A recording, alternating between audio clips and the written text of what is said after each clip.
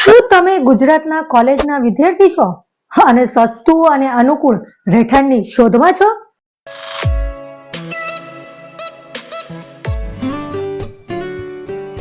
નમસ્કાર, જય માતાજી મિત્રો, સમરસ હોસ્ટેલ વિદ્યાર્થીઓ માટે તેમની શૈક્ષણિક યાત્રા દરમિયાન મફત રહેવા અને ભોજનનો લાભ લેવાની ઉત્તમ તક રજૂ કરે છે.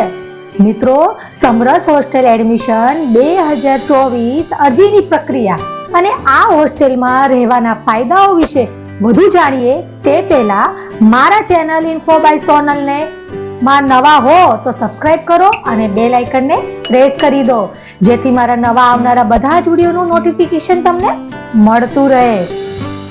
મિત્રો, રાજ્યના આંતરિયાળ વિસ્તારમાં રહેતા વિદ્યાર્થીઓને જ્યારે ઉચ્ચ શિક્ષણ મેળવવું હોય ત્યારે વતનથી બહારના શહેરમાં જવું પડે છે. જેને ધ્યાને રાખીને ગવર્મેન્ટ ઓફ ગુજરાત દ્વારા સરકારી હોસ્ટેલની સુવિધા ચાલુ કરવામાં આવેલ છે, જેનું નામ સમરસ હોસ્ટેલ તરીકે પણ જાણીતું છે.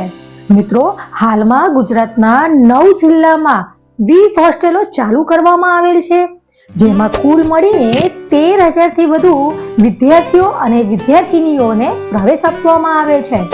આ હોસ્ટેલમાં એસસી, એસટી, ઓબીસી અને ઈબીસી ના વિદ્યાર્થીઓને મેરિટના આધારે એડમિશન આપવામાં આવે છે. મિત્રો, અભ્યાસક્રમ માટે રહેવા જમવા સાથે વિનામૂલ્ય પ્રવેશ આપવામાં આવે છે. આ યોજનાનું ઓનલાઈન ફોર્મ સમરસની ઓફિશિયલી વેબસાઇટ પરથી ભરી શકાય છે. મિત્રો, સમરસ હોસ્ટેલમાં પ્રવેશ મેળવવા માટે આવક મર્યાદા નક્કી થયેલ છે. વિદ્યાર્થીઓ માટે વાર્ષિક આવક મર્યાદા 6 લાખ છે અને વિદ્યાર્થીનીઓ માટે કોઈ પણ આવક મર્યાદા નથી. મિત્રો, સરકાર દ્વારા સમરસ હોસ્ટેલમાં રહેવા માટે નિશ્ચિત ધારાધોરણ નક્કી કરેલા છે.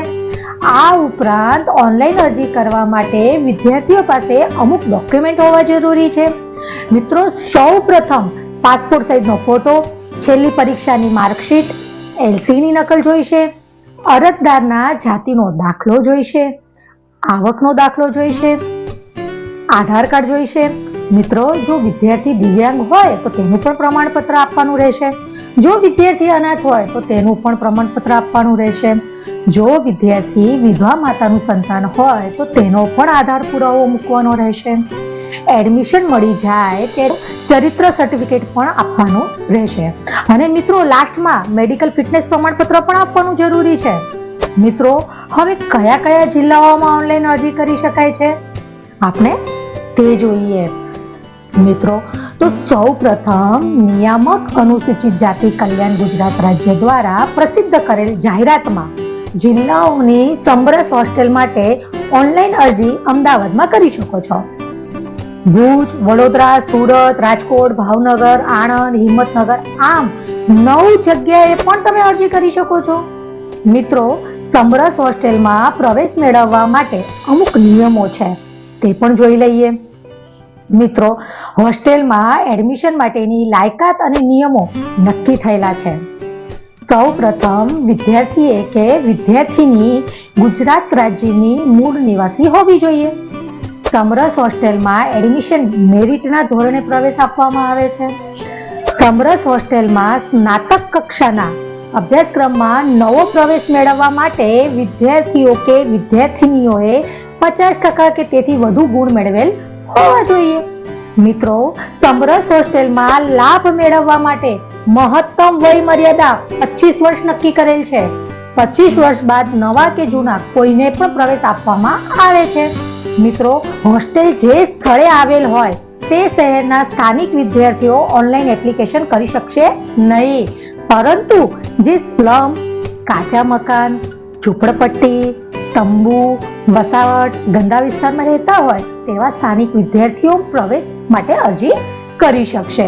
મિત્રો, સમરસ હોસ્ટેલમાં નવા વિદ્યાર્થીઓને સ્નાતક કક્ષાના તમામ અભ્યાસક્રમમાં તમામ ગ્રુપમાં કોઈ પણ સેમેસ્ટરમાં પ્રવેશ મેળવવા માટે ધોરણ 12માં મેળવેલ ટકાવારીના આધારે પ્રવેશ આપવામાં આવે છે. મિત્રો, ડિપ્લોમા બાદ ડિગ્રી કોર્સમાં પ્રવેશ મેળવનાર વિદ્યાર્થીઓએ યુનિવર્સિટીમાં જે ટકાવારીના આધારે પ્રવેશ મેળવેલો હોય તે જ ટકાવારીના આધારે સમરસ હોસ્ટેલમાં પ્રવેશ આપવામાં આવે છે. મિત્રો, માસ્ટર ડિગ્રીના અભ્યાસક્રમમાં પ્રવેશ મેળવનાર વિદ્યાર્થી તેમના સ્નાતક અભ્યાસક્રમની ટકાવારીના આધારે યુનિવર્સિટીના પ્રવેશ મેળવેલ હોય તો તે જ ટકાવારીના આધારે મેરિટ પ્રમાણે એડમિશન આપવામાં આવશે. મિત્રો, સમરસ હોસ્ટેલ એડમિશન લેતી વખતે વિદ્યાર્થીઓએ નિયત નમૂનામાં વ્યક્તિગત રીતે એક બાંયધરી પત્રક આપવાનું રહે છે અને તે બાંયધરીનું ચુસ્ત પાલન કરવાનું રહે છે તથા વાલીએ પણ આ નિયત નમૂના બાંયધરી પત્રક આપવાનું ફરજિયાત છે. મિત્રો, સમરસ હોસ્ટેલમાં પ્રવેશ માટે ફક્ત ઓનલાઈન અરજી કરવાની રહે છે. સમરસ હોસ્ટેલ ઓફિશિયલી વેબસાઇટ પરથી ઓનલાઈન અરજી કરી શકાય છે. મિત્રો, સમરસ હોસ્ટેલનું ઓનલાઈન ફોર્મ કેવી રીતે ભરવું હવે આપણે સ્ટેપ બાય સ્ટેપ આપણે જોઈશું. તો સૌ પ્રથમ મિત્રો ગૂગલમાં સમરસ હોસ્ટેલ લખો. હવે હોસ્ટેલની સરકારી વેબસાઇટ દેખાશે જેની લિંક તમને મારા વિડીયોમાં દેખાઈ રહી છે. samras.gujarat.gov.in તેની પર ક્લિક કરો. ક્લિક કર્યા બાદ છાત્રાલય ઓનલાઈન એડમિશન પર ક્લિક કરવાનું રહેશે. મિત્રો, હવે નવું એડમિશન મેળવવા માંગતા હો અને વેબસાઇટ પર રજીસ્ટ્રેશન ન કરેલું હોય તો સમરસ હોસ્ટેલ રજીસ્ટ્રેશન ફોર સ્ટુડન્ટ પર ક્લિક કરીને નવું રજીસ્ટ્રેશન કરવાનું રહેશે. ત્યારબાદ મિત્રો વિદ્યાર્થીઓએ લોગિન પેજ ઉપર આવીને ઈમેલ આઈડી, પાસવર્ડ અને કેપ્ચા કોડ નાખીને લોગિન કરી લેવાનું. મિત્રો, લોગિન કર્યા બાદ માગ્યા મુજબના ડોક્યુમેન્ટ સ્કેન કરીને તૈયાર રાખવું. પછી આઈ એગ્રી રૂલ પર ક્લિક કરવાનું રહેશે. ત્યારબાદ તમારી સામે એક ફોર્મ ખુલશે જેમાં તમારે તમારી પોતાની પર્સનલ ડિટેલ ભરવાની રહેશે જેમ કે નામ, સરનામું, જેન્ડર, જ્ઞાતિ વગેરે. મિત્રો, ફોર્મ ભર્યા બાદ એજ્યુકેશન ડિટેલમાં વિદ્યાર્થીએ પોતાની શૈક્ષણિક લાયકાતની સાચી વિગત ભરવાની રહેશે. શૈક્ષણિક લાયકાત ભર્યા બાદ હવે અધર ડિટેલ ભરવાની રહેશે. અધર ડિટેલ ભર્યા બાદ વિદ્યાર્થીઓએ ઓનલાઈન ડોક્યુમેન્ટ અપલોડ કરવાનું રહેશે.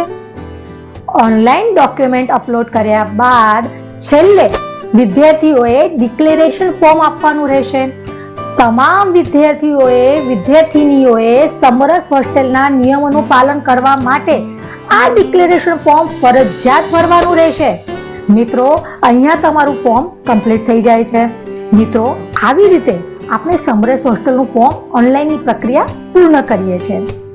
મિત્રો, ગુજરાત સમરસ હોસ્ટેલ સોસાયટી દ્વારા રાજ્યમાં 10 જિલ્લાઓના શહેરોમાં સમરસ હોસ્ટેલ ચાલુ કરવામાં આવેલ છે જેમાં કુમાર અને કન્યાઓ માટે અલગ અલગ રહેવા અને જમવાની સુવિધા પૂરી પાડવામાં આવે છે. સમરસ હોસ્ટેલના નામ અને સરનામાની PDF મેં મારા લિંકમાં આપેલ છે ડિસ્ક્રિપ્શનમાં, તમે ત્યાંથી જોઈ શકશો. મિત્રો, સમરસ હોસ્ટેલમાં પ્રવેશ માટે કોઈ પણ ફી ભરવાની રહેતી નથી. ગુજરાત સરકારની આ હોસ્ટેલમાં અભ્યાસ કરતા વિદ્યાર્થીઓને મફત રહેવા અને જમવાની સુવિધા આપવામાં આવે છે. મિત્રો, તમને સમરસ હોસ્ટેલનું ઓનલાઈન ફોર્મ કઈ રીતે ભરવું, સમરસ હોસ્ટેલની પૂરી માહિતી મેં તમને આ વિડીયોના માધ્યમ દ્વારા આપી છે. મિત્રો, તમને જો આ વિડીયો ગમ્યો હોય તો લાઈક કરો અને વધુમાં વધુ વિદ્યાર્થીઓને શેર કરો જેથી આ સમરસ હોસ્ટેલનો લાભ વધારેમાં વધારે વિદ્યાર્થીઓ સુધી પહોંચી શકે. ધન્યવાદ.